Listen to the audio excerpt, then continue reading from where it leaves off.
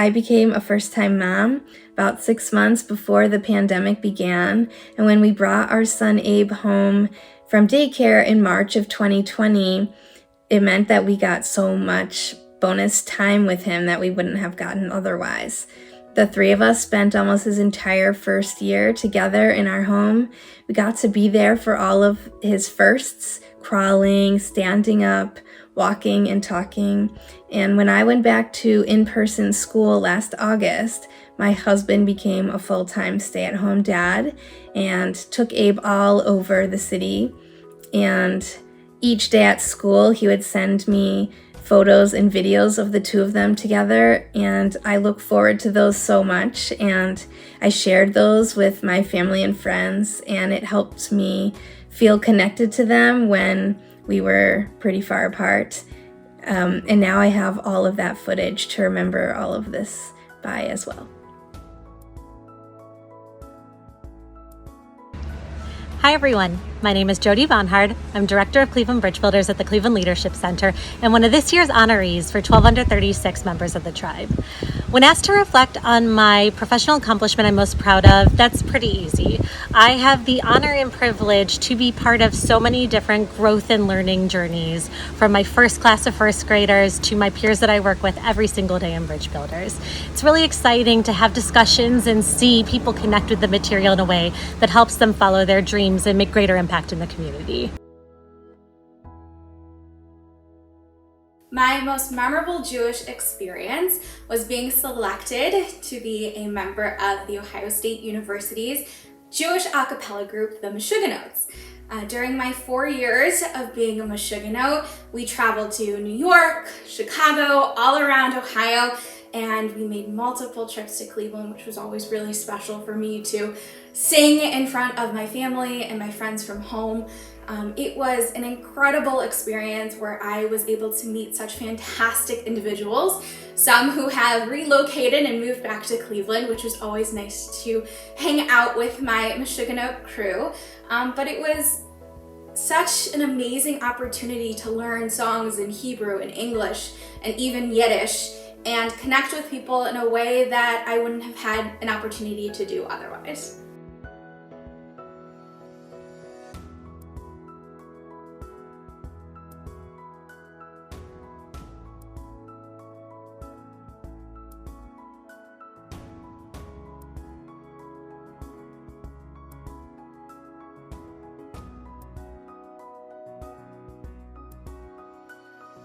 My most memorable Jewish moment was that beautiful day in May of 2017 when I was ordained as a rabbi.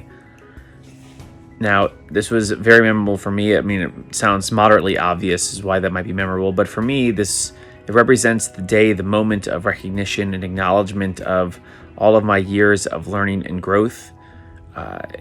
In rabbinical school, of course, in all the classes and reading and tests and papers and all that came with that, but also the years before that of work, of learning and growing as a part of the Jewish community, of being embedded in communities. And as someone who loves building and being a part of Jewish communities and a part of the work that I do at J-Hub and in the Cleveland Jewish community, that is a day that I am still so very proud of, and work every day using those skills that I learned in that time, and that day represents for me. Thank you. Like many other healthcare providers, during COVID, we were faced with a lot of challenges that our nation saw right here in our own backyard.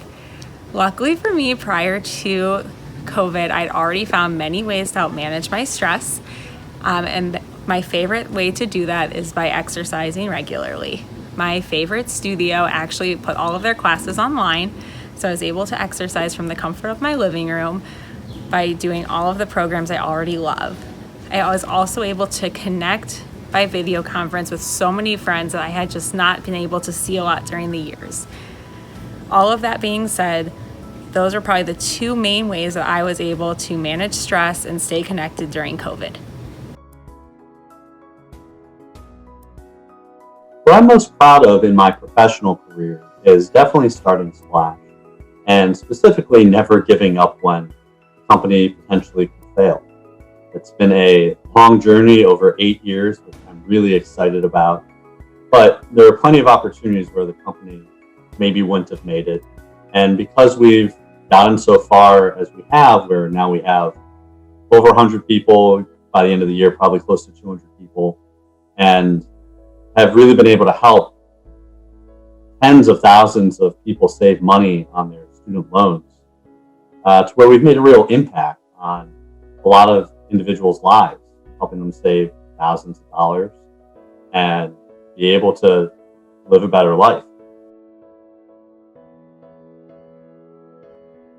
One of the things that I'm most proud of in my professional career has been the ability to give back some of the shared learnings and experiences that I've had throughout my career. One of these is being able to advocate for yourself. And I've been able to do this in various ways throughout my career, but I think one of the most important times that I was able to advocate for myself was through promotion from senior consultant to the role that I have now, which is a manager. Now as a manager, it's been really rewarding to see the teams that I work with every day be able to advocate for themselves and flourish in the roles that they're currently in, roles that they get promoted to, and different experiences they've had both internally and externally throughout the company.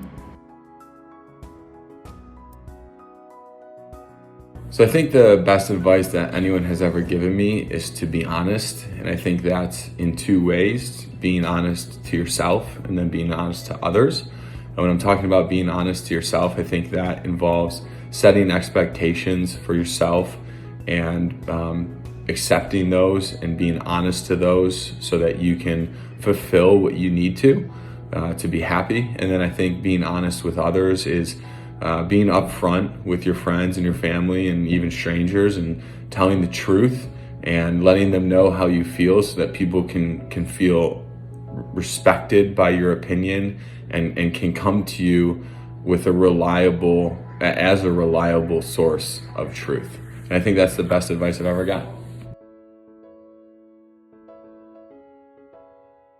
I believe the best advice that I ever received came from my camp director just over 20 years ago as he was speaking to myself and my peers prior to a camp session starting. His advice to all of us was that the future of the Jewish people will survive because of the values we instill on the next generation. It's because of this advice that I've continued to give back and to make an impact on our youth and to the Jewish community at large.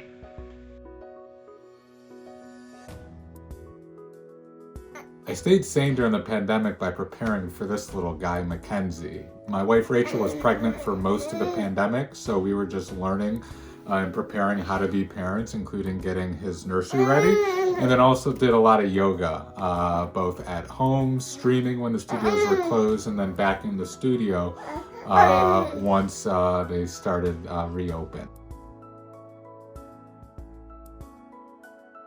Hello, my name is Sarah Wilczek, and I was asked by the Cleveland Jewish News to let you know about the most memorable and impactful Jewish experience I have ever had.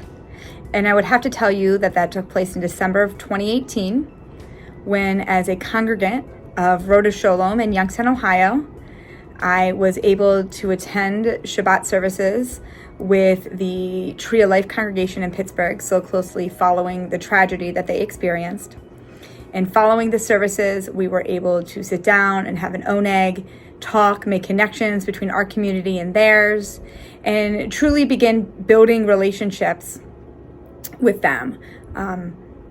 It is a memory that I will always have, and it has had a great impact in how I look at my Jewry, my personal experiences, and the experiences that I want individuals to also have the opportunity to have in our world.